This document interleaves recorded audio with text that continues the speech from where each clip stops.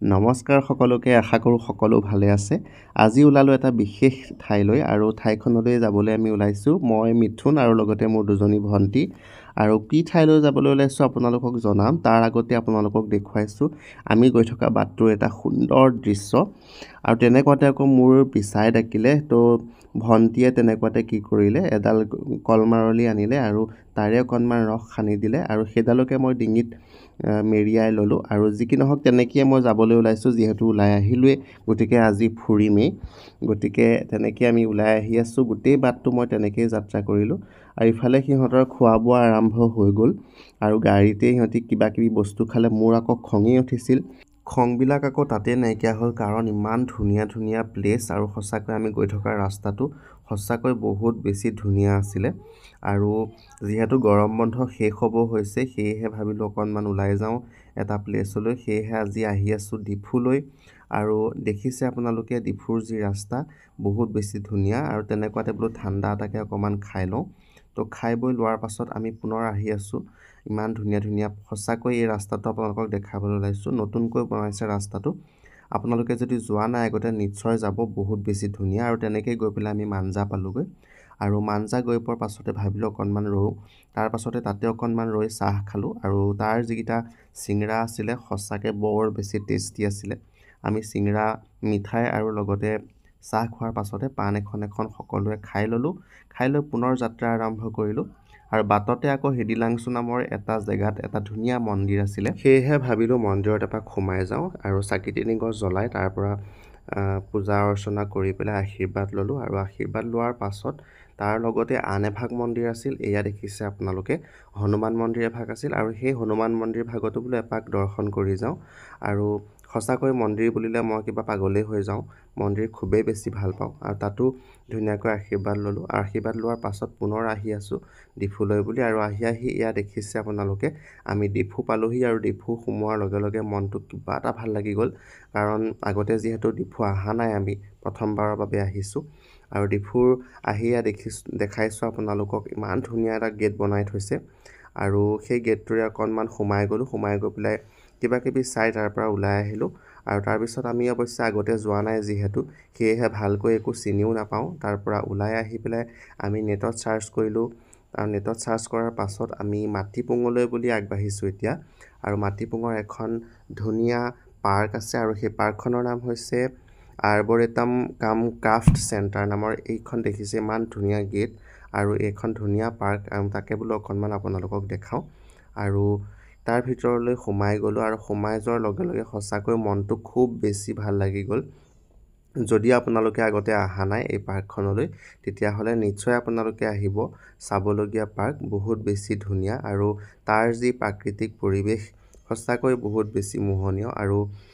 সঁচাকৈ আপোনালোকে কেতিয়াবা আহি চাব পাৰিব আমিতো আগতে বহুত পাৰ্ক চাইছোঁ কিন্তু এই পাৰ্কখন কিবা এটা ভাল লাগিল কাৰণ ইয়াৰ যি কৰ্মকৰ্তাসকল আছিলে সেই কৰ্মকৰ্তাসকলৰ যি আচাৰ ব্যৱহাৰ সঁচাকৈ বহুত বেছি ভাল আছিলে যিটো আমাৰ বহুত বেছি ভাল লাগিলে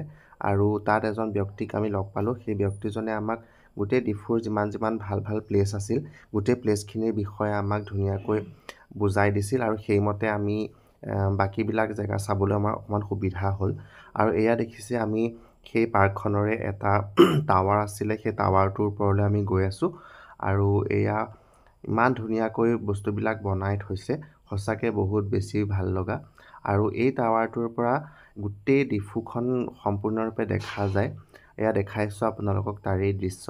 গোটেই ডিফুখনৰ যি প্ৰাকৃতিক পৰিৱেশ এই টাৱাৰটোৰ পৰাই সম্পূৰ্ণৰূপে দেখা যায় তাতে আমি বহুত সময় ধৰি বহি আছোঁ কাৰণ তাত ইমান ধুনীয়াকৈ বতাহ বলি আছিলে খুব বেছি মনটো ভাল লাগিলে আৰু তাতে আমি ফটো চটো উঠিলোঁ আৰু ৰিলছ বনালোঁ লগতে মই আকৌ মিথুনৰ লগত কাজিয়া এখনো লাগিলোঁ ৰিলছ বনোৱাক লৈ আৰু তেনেকৈ আমি তাৰ পৰা নামি আহিলোঁ নামি আহি পেলাই দেখাইছোঁ আপোনালোকক এয়া সেই দৃশ্য আৰু সঁচাকৈ বহুত বেছি ধুনীয়া আছিল আৰু পাৰ্কখন বহুত ডাঙৰো আছিল সেইবাবে আমি গোটেইখিনি বস্তু অৱশ্যে চাবলৈ আমাৰ সময় নহ'ল যিহেতু আমি বহুত দেৰিকৈ গ'লোঁ পাৰ্কখনলৈ আৰু তাৰ পাছত আমি তাৰ পৰা আহি থাকোঁতে আকৌ দেখিলোঁ এটা ধুনীয়া চাৰ্চ আৰু সেই চাৰ্চটোৰ ভিতৰলৈ সোমাই গ'লোঁ বহুত বেছি ধুনীয়া আছিলে চাৰ্চটো আপোনালোকে এয়া দেখা পাইছে নিশ্চয় কেতিয়াবা যদি ডিফুলৈ যায় নিশ্চয় এইটোত সোমাব আৰু তাতে আমি ফটো চটো উঠিলোঁ আৰু লগতে মই ৰিলছ কেইটামানো বনাই ল'লোঁ আৰু মনটো কিবা এটা যেন ভাল লাগি গ'ল আৰু এনেও মন্দিৰ বুলিলে মই বহুত বেছি ভাল পাওঁ আৰু সেয়েহে তাৰ পৰাও আমি ধুনীয়াকৈ ওলাই আহিলোঁ। ওলাই অহাৰ পাছত আমি দেখাইছোঁ এখন বিশেষ ঠাই আৰু এই ঠাইখনৰ ভিতৰলৈ আমি সোমাই গ'লোঁ আৰু তাতেই আমাৰ আছে এটা ধুনীয়া মিউজিয়াম। গতিকে মিউজিয়ামটো চাবলৈ বুলি পেলাই আমি ভিতৰলৈ প্ৰৱেশ কৰিলোঁ আৰু বাটতে বোলো কিবা এটা অকণমান খাই লওঁ, সেয়েহে তাতে বেছি থকা পকৰি কেইটামানকে কিনি ল'লোঁ আৰু পকৰি চোবাই চোবাই আমি তাৰ ভিতৰলৈ সোমাই গ'লোঁ আৰু সোমাই যোৱাৰ লগে লগে দেখাইছোঁ আপোনালোকক তাৰ যি দৃশ্য সঁচাকৈ বহুত বেছি ধুনীয়া আছিলে। গতিকে আপোনালোকে চাওকচোন এই যিখন ঠাই সেই ঠাইখনৰ দৃশ্য। আৰু ডিফুত চাবলগীয়া বস্তু যিহেতু বহুত আছে, সেয়েহে এদিনতে গোটেই ডিফুখন ভ্ৰমণ কৰি অহাটো ইমান সম্ভৱ নহয় আৰু যিহেতু তাত বহুত বস্তু আছে গতিকে আমাৰ অহাও দেৰি, সেয়েহে আমি বহুত বস্তু হয়তো আজি চাবলৈ নাপাম। যি কি নহওক আমি এতিয়া য'ত আছোঁ তাৰে দৃশ্য আপোনালোকক দেখাই আছোঁ। এয়া দেখিছে আপোনালোকে। আমি এতিয়া যিহেতু আছোঁ তাৰালাংচুত আৰু এই তাৰালাংচুৰ এই ধুনীয়া প্লেচটোৰ যি দৃশ্য সেই দৃশ্য আপোনালোকক দেখাইছোঁ। কেতিয়াবা যদি আপোনালোকে যায় নিশ্চয় এই প্লেচটোলৈ যাব আৰু তাতে এটা খুব ধুনীয়া মিউজিয়াম আছে। তাৰ মিউজিয়ামটো আপোনালোকক দেখাবলৈ ওলাইছোঁ। এয়া হৈছে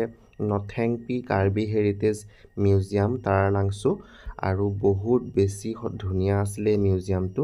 এই মিউজিয়ামটোত অৱশ্যে কাৰ্বিসকলৰ যি কালচাৰ সেই কালচাৰসমূহ ইয়াতে সংৰক্ষিত হৈ আছে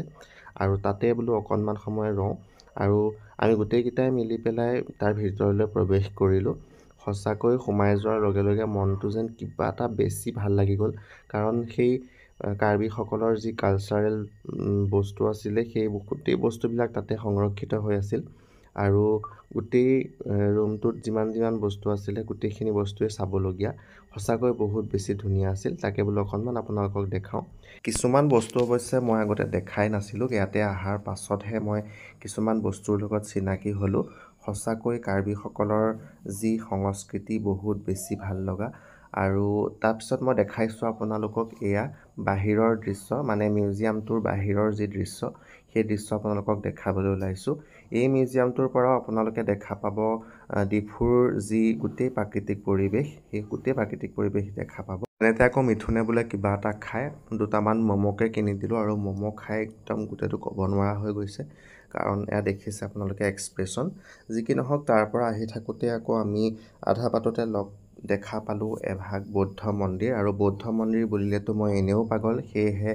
অকণো নৰখাকৈ ততাতৈয়াকৈ সোমাই আহিলোঁ মন্দিৰ ভাগলৈ আৰু মন্দিৰ ভাগলৈ সোমাই আহি এয়া দেখাইছোঁ আপোনালোকক। ইমান ধুনীয়াকৈ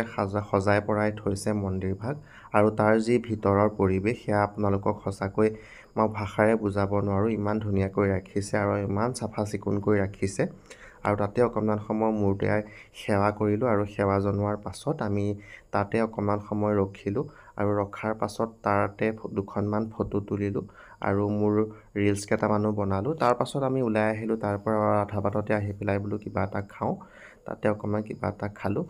যি কি নহওক আজিৰ দিনটো সঁচাকৈ বহুত বেছি ভাল লাগিলে আৰু হয়তো ডিফুত বহুত চাবলগীয়া বস্তু কিছুমান থাকি গ'ল আৰু সেয়েহে আমি নেক্সট আকৌ কেতিয়াবা প্লেন কৰিম। আজিৰ দিনটো এনেকেই খুব ভাল লাগিলে আৰু আপোনালোকে চাই থাকিব মোৰ ব্লগবিলাক আৰু যদি ভাল লাগে তেতিয়াহ'লে মোৰ চেনেলটো ছাবস্ক্ৰাইব কৰিব, লগতে লাইক কমেণ্ট কৰিব। তো আজিলৈ ইমানেই আছিলে, বাই।